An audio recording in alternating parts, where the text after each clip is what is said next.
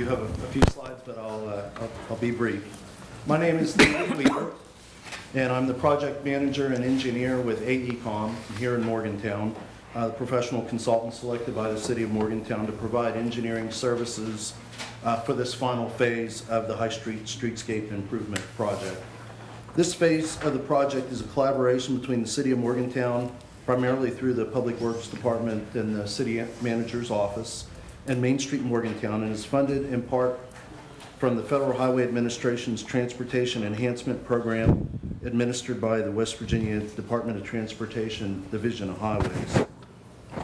Since 2004, the city's been a recipient of a number of federal transportation enhancement funding awards and has progressed from Willie Street to the south with construction projects in 2006, 2008, 2010, and now with this final project in 2012.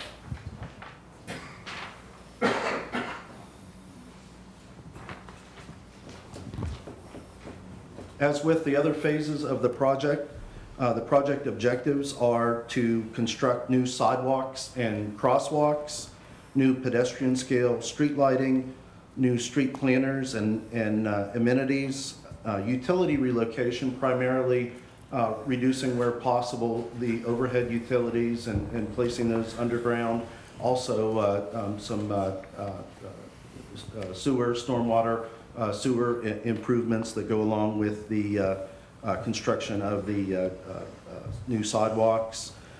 Protection of pedestrian and vehicular traffic with the element of the traffic calming with the curb extensions that have been placed down High Street. And all this while being sensitive to stakeholder input.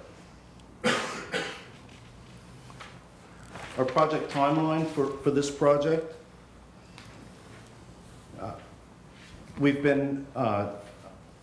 My firm's been under contract since February, and we've proceeded through preliminary engineering phase. We've had 2 coordination meetings so far with stakeholders and public, including a meeting that was held last Thursday that had good attendance.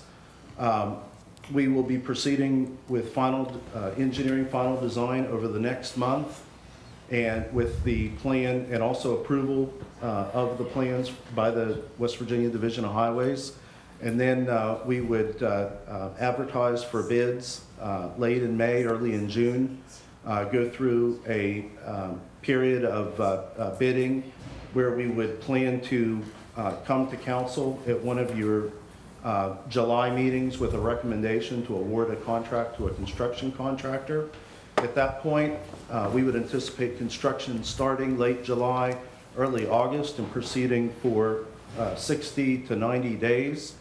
And want to mention that as has been done with previous phases of the project team feels it's very important to have stakeholder input and communication throughout the construction phase of the project. And we've typically had bi-weekly meetings where we've invited the local property owners, business owners, and any other interested parties to meet with our project team, the construction team, to talk about communication, or basically communicate throughout the construction. When you have a construction project and you're replacing sidewalks and crosswalks, there are going to be impacts, and the goal is to try to minimize those impacts across the board. I believe you have a handout which is shown here on the screen of the proposed improvements. Again, this is the block from Kirk Street on the right-hand side, down towards the south to Foundry Street and the South High Street Bridge on the left-hand side. And the overall scope of the improvements include sidewalk replacement with the decorative stamped concrete edging, as is seen from Willie Street on down to Kirk Street. At this point, there'll be new crosswalks across Kirk Street and across High Street at Kirk Street, and new crosswalks at the north side of Foundry Street and across Foundry Street and the entrance into the South Side Station, which is where the new post office is located. Prominent on this block is the former Harley O. Staggers Federal Building on the west-hand side or the top side of the screen.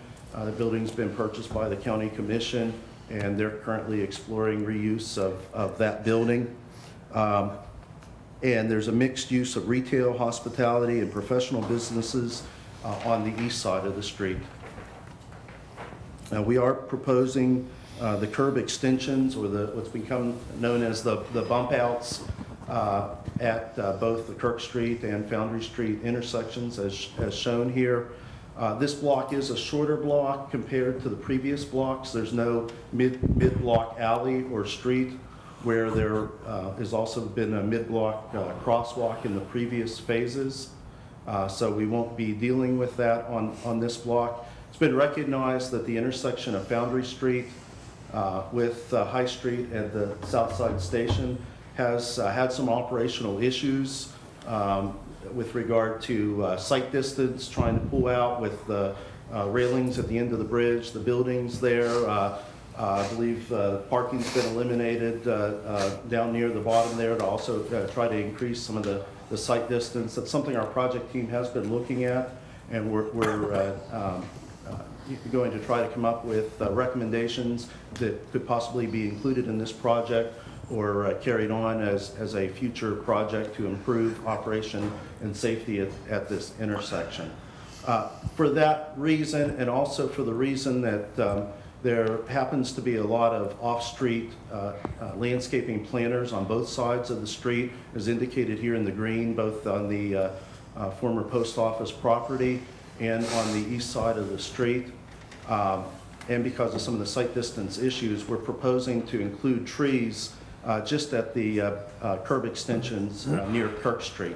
And we're not showing or proposing any trees in the mid-block or down at the Foundry Street intersection. And with that, I'll be happy to answer any questions. Can you go to the second screen there real quick?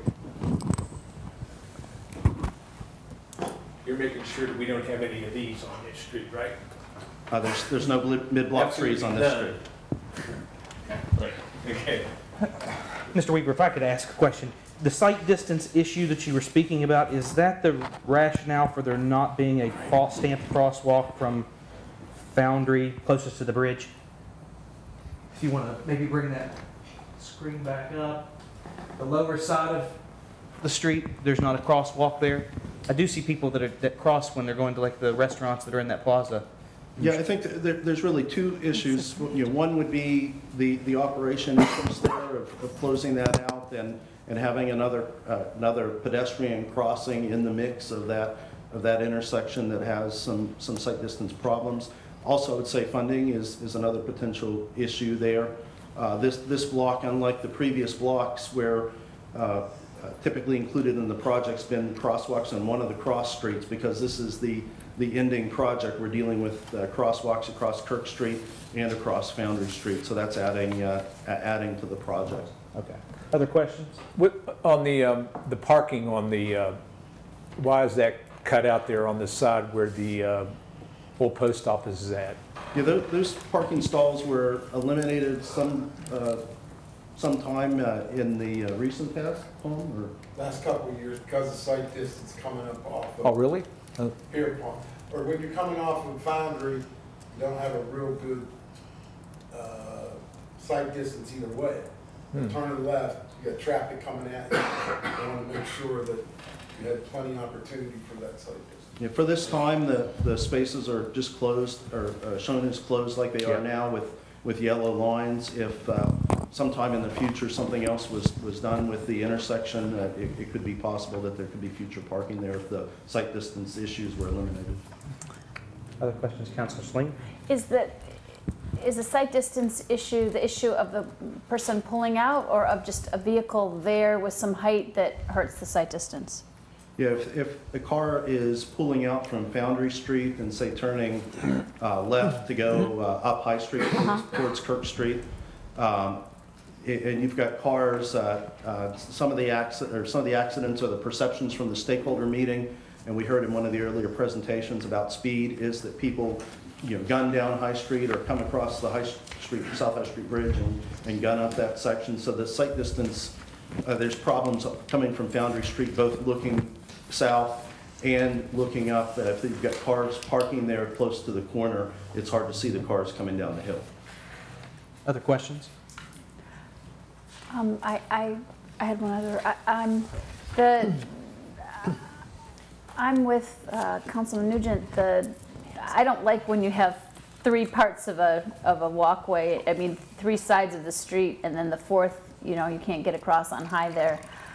Is it also an issue that it would be hard to have a curb cut there because it's part of a sort of the entrance to a bridge, and so just on the entrance to a bridge you don't have a crosswalk go across there? Is that the other? Provide some challenges. Also, there's what's called an approach slab, which is a 20-foot approach to the bridge abutment, where you have it's basically a structural element that's just under the asphalt. So you are dealing with that, and the walls, the wing walls from the bridge. So we felt that there would be some design and construction challenges if we tried to put a crosswalk there. And then, do we have any concerns with the old post office building that the county is now renovating about damaging any of the new sidewalks, or have we talked back and forth with them about that? I don't know what the... We are communicating with the Mon County Commission, and there are some options being discussed with regard to coordinating with that project and the schedule of that project, and certainly the objective would be not to put in new construction only to have it be damaged or have to be replaced as part of their construction. I think a lot of what might happen might come more from they have loading docks and stuff in the rear. It seems like maybe it would be fine, but just so you're checking, your business. I'm just wanting to make sure we're not immediately damaging what we're putting in. Absolutely, and that's another reason why the design on that side of the street is pretty generic at this point, just having a basic sidewalk, because they've got their project that they're proceeding with. Are there no other questions? Thank you for your presentation. Thank you. Thank you, Dan.